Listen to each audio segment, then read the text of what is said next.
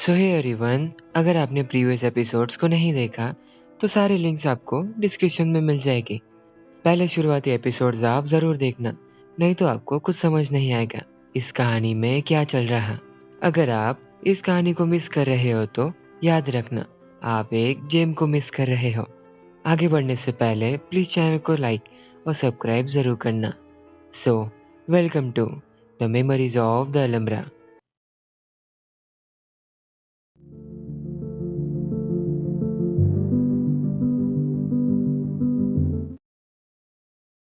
आपको कहानी शुरू होने से पहले एक चीज जरूर करनी होगी, अपने हेडफोन जरूर पहनना। इस कहानी में जब भी वो बारिश अलम्ब्रा म्यूजिक शुरू होगा तब आप समझ जाना, क्या वो आपको आगे ही पता चलेगा, इसलिए हेडफोन जरूर पहनो। कहानी की शुरुआत हीजो से हुई। उसे जिसका कॉल आया वो योरा थी, जिनवो की वाइफ। उसने काफी ज्यादा रूडली बात करके फोन देने के लिए कहा। वाइफ सुन वो भी कुछ नहीं कह पाई। स्टेयर से ऊपर जाते इसी वक्त कोई तो ऊपर से नीचे गिरा। हिजो घबराते हुए नीचे चेक करने गई। उसे कुछ समझ नहीं आ रहा था कि वो क्या करे। उसने तुरंत हॉस्टल में रुके हुए स्टूडेंट से मदद मांगी। जुंगहो को एम्बुलेंस को देख भनक लग गई, कुछ तो बुरा हुआ है। कोरिया में यूनसियोक की डेथ की न्यूज सारी चैनल पर पब्लिश हो चुकी थी। न्यू वर्ल्ड कंपनी के सीईओ की मौत ग्रैंड आर्म में हुई। न्यूज रिपोर्टर्स जानबूझकर जिन्वो को भी इसमें इन्वॉल्व कर रहे। इधर जुंगहो ही जो उसे जल्द से जल्द हॉस्पिटल में ले आए। उसका ऑपरेशन कई देर तक चला। हमने पहली बार सेक्रेटरी जुंगहो को रोते हुए देखा, जिन्वो की वजह से। मिस्टर चा कनाडा पहुंचते सबसे पहले जिन्वो को देखने आए, अपने बेटे से भी पहले। इस दौरान हमने पास्ट की कुछ झलक देखी। पहले उनकी कंपनी के शुरुआती दिनों में यूनसियोक कुछ ऐसी गलती कर बैठा जिसे माफ नहीं करा जा सकता। मिस्टर चा ने उसे काफी थप्पड़ मार। उन्होंने कहा, अगर तुम इस कंपनी से जाना चाहते हो तो याद रखना तुम धोखेबाज कहलाओगे। दूसरा धोखा उसने ऐसा दिया जिससे जिनवो कभी नहीं भूल पाएगा। सोजिन से डिवोर्स होते कुछ घंटों बाद यूनसियोक ने उसके साथ रजिस्टर्ड मैरिज कर ली। इस वजह से ही उन दोनों के बीच दुश्मनी का जन्म हुआ। उस वक्त अगर जिनवो के पास कोई नाइफ होता तो वो यूनसियोक को मार डालता। इतनी तक उन दोनों में एक दूसरे के लिए नफरत भरी हुई थी। जिनवो होश में आते सबसे पहले जुंगहो को उसने कॉल कर पूछा कि क्या यूनसियोक जिंदा है। बताओ, उसकी डेड बॉडी सारे लोगों ने देखी, वो जिंदा कैसे हो सकता। इसका मतलब ये गेम में हुआ, लेकिन उसे तलवार से मारे हुए चोटों का क्या। जुंगहो ने उसे कहा, सर आपको किसी ने तलवार से नहीं मारा, मैंने आपके रूम में जाकर देखा, लेंस टेबल पर ही रखे थे। रुको रुको रुको, बिना लेंस के जिन्वो गेम में लॉगिन कैसे हुआ। इससे ज्यादा कोई घबराने वाली बात हो ही नहीं सकती। मुझे ये समझ नहीं आया, इतना बुरा हादसा हुआ। मिंजो इसे काफी ज्यादा एक्साइटमेंट से एक्सप्लेन कर रही थी। ऐसे हालत में जिन्वो फोन यूज करने लगा। ये बात मिंजो ने हीजो को जा बताई। उसने गुस्से से सबसे पहले फोन छीन जिन्वो को डांटा। यही नहीं, उसकी आंखों से आंसू निकलने लगे। मैं आपको एक बात बताऊं, ये सब हादसे के वक्त हीजो काफी ज्यादा चिंता में थी, कहीं उसे कुछ हो न जाए। ये अभी जो कुछ भी हुआ जिन्वो को ये बिल्कुल भी समझ नहीं आया। इस पर चलो आओ मिंजो की थियरी सुने।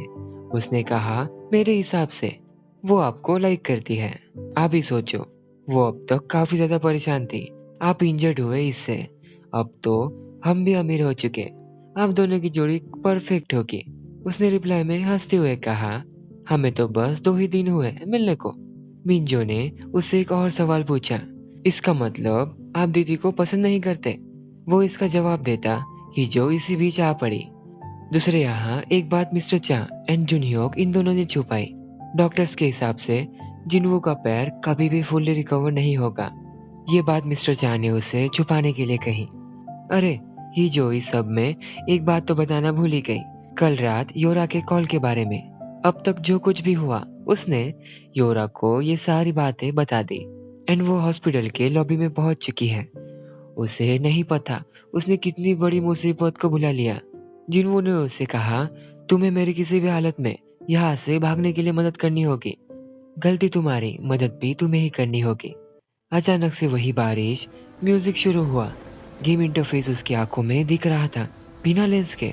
उसमें नोटिफिकेशन आई, एनिमी आ चुका। ही जो दरवाजा ओपन करते यूनसियोक उसके पास ही खड़ा था। जिनवू चिल्लाते हुए उसे डोर बंद करने के लिए कहता है। बीच में ऑब्स्टिकल आने की वजह से गेम ने उसे 1 मिनट दी है। 1 मिनट के बाद गेम खुद ही मैच को कैंसिल कर देगी। ऐसे मौके पर मुसीबत, ओह सॉरी, योरा वहां पर आ पहुंची। मैच खत्म होने बस 1 सेकंड बचा था। दरवाजा ऑटोमेटिकली ओपन हुआ। कोई पेशेंट गलती से उसके रूम में आ गया। उस पेशेंट के यूनसेok पीछे से आ जिनवू पे हमला किया। ऐसे हालत में उसके पास कोई रास्ता नहीं था यहाँ से भागने के अलावा। जिनवू किसी तरह यूनसेok को रूम में बंद कर पाया। इस चक्कर में उसे भी थोड़ा घायल होना पड़ा। मुसीबत यहाँ खत्म नहीं हुई। उस पागल पेशेंट ने डोर को फिर से ओपन कर दिया। दूसरे यहाँ हिजो योरा को यहाँ से दूर करने में कामयाब रही। फिर भी वो पीछे कहाँ हटने वाली।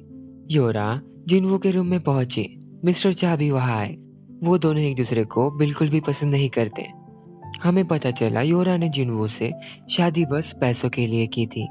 उन दोनों का रिश्ता बिल्कुल भी हस्बैंड वाइफ की तरह नहीं था। शादी के 1 साल में ही डिवोर्स। इससे आप समझ सकते हो। ऊपर से उसका नेचर काफी ज्यादा रूडली। बाहर यूनसेok ने जिनवू को इतनी बार मारा। गेम के अंदर उसकी हेल्थ काफी ज्यादा कम बची थी। एक बार एंड वो खत्म। इसी क्षण उसे कुछ रियलाइज हुआ। यूनसेok का मर्डर हुआ था एक तलवार से कई बार मारने के बाद।